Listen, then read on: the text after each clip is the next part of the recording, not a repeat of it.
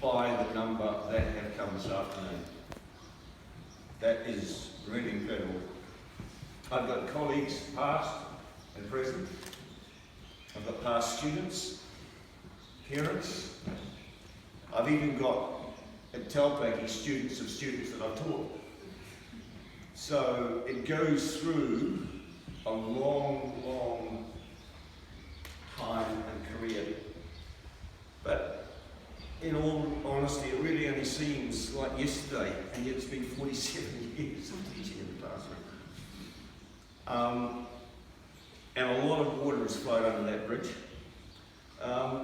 As Rebecca mentioned, some of you may not realise that my first career choice was going to be a commercial pilot. And I had done my hours and done my private pilot's licence, and then I had a medical for a commercial. And in those days, my eyesight wasn't good enough for a commercial licence. So I had to sort of re-evaluate where I was going to go. And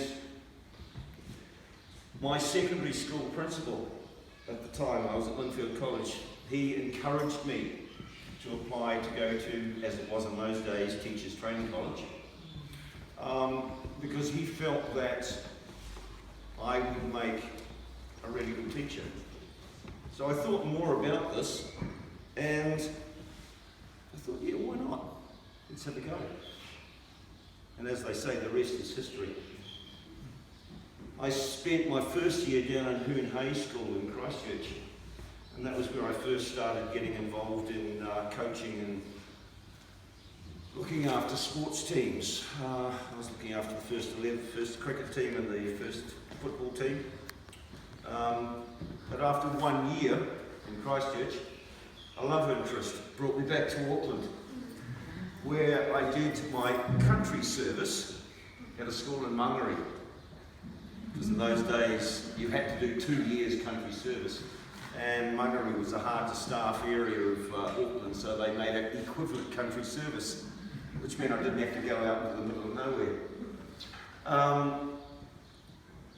And then after 3 years at a school in South Auckland, I applied for and was appointed to Glendine Primary, so that was the first part of the West.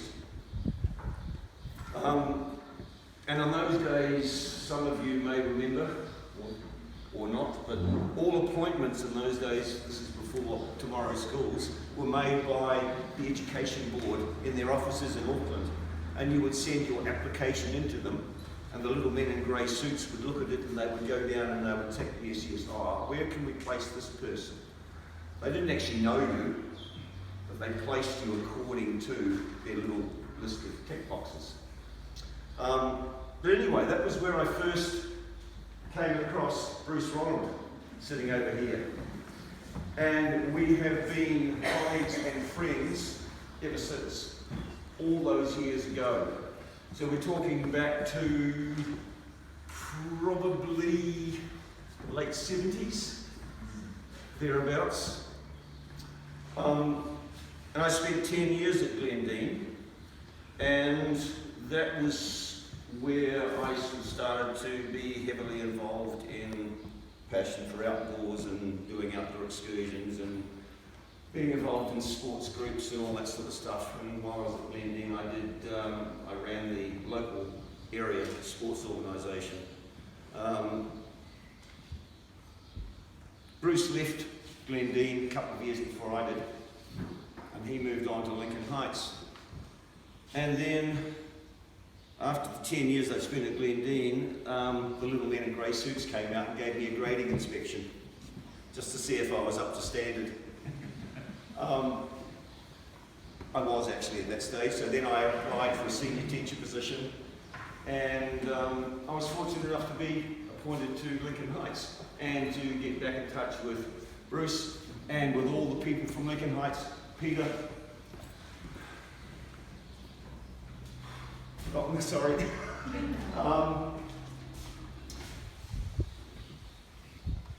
And the people at Lincoln Heights that I really valued as mentors. And I spent 10 years as team leader for the year 5-6 area, and then 11 years for team leader for the year 7-8 area in the school.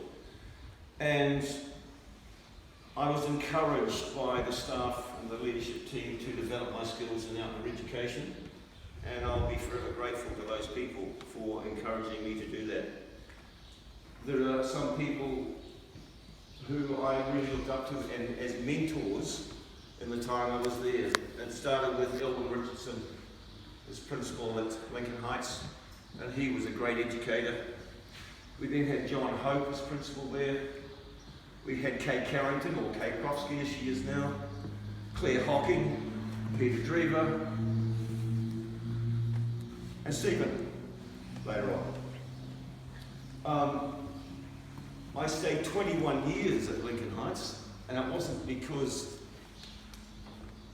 I didn't know what else to do. It was just that my role there was always changing. There was always something new, there was always a new challenge, and it was something I felt I just had to take up and keep going with. And Stephen, as I mentioned, was an AP at Lincoln Heights, and not long after he gained the principal's job here, he did drop me a hint. He did drop me a hint. He said there was a year 7-8 leadership position coming up, Taupaki. How would I like to introduce the outdoor education program to children out in the country here? So I jumped at the chance. I needed a change at that stage. You do become stale after you've been in the same sort of role for a long period of time.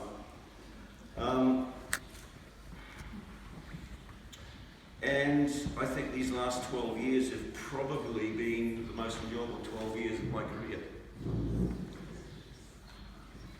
I have fantastic memories of students and parents and colleagues from all the schools I've been at, and it's been a very rewarding and enjoyable career. I've had 43 years in the West, and there are lots and lots of former pupils who stop me at the local supermarket or the park to say, "Hi, Mr. B, do you remember me?" And usually I need reminding as they've changed a little bit. And it's not that I'm just losing my memory or anything, they do have changed, they have changed. And I'm very, very pleased to see that some of my ex-students are actually teachers themselves. So I can't really have turned them off the profession. And also many are involved in outdoor pursuits as a career, which didn't occur in my day. There was no such thing as a career in outdoor pursuits when I was starting out. So it's gratifying to see the numbers that have taken up those sorts of positions. This school will always have a special place in my heart. This community, this staff, and the students have been very, very, very supportive, especially over the last year.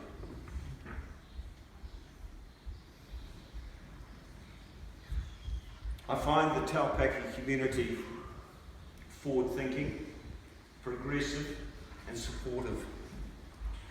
The parents are all very supportive of their children and the school, and all of the extracurricular activities that have been provided for them. Many, many parents are multiple attendees at sports days, class trips, special camps, etc. And my heartfelt thanks goes out to all of those people. I won't name names because I'm bound to forget some, but just to say I'm extremely grateful for the support that the parent body have given to all those different events. I move on into the next chapter of my life, knowing that I've given 100%, and I'll look back with fondness and admiration on the students that have been in my care. They have all been a wonderful bunch, and I look forward to hearing about the amazing achievements that I'm sure they will accomplish. I'm sure there will be future stars amongst them in sports, literature, science, and even for some of them politics. I will try and turn them away from that. Many thanks to all of the Taupaki staff that have made my time here memorable. And a special thanks to Pete, who has graciously allowed me to come back for 2 days a week next year.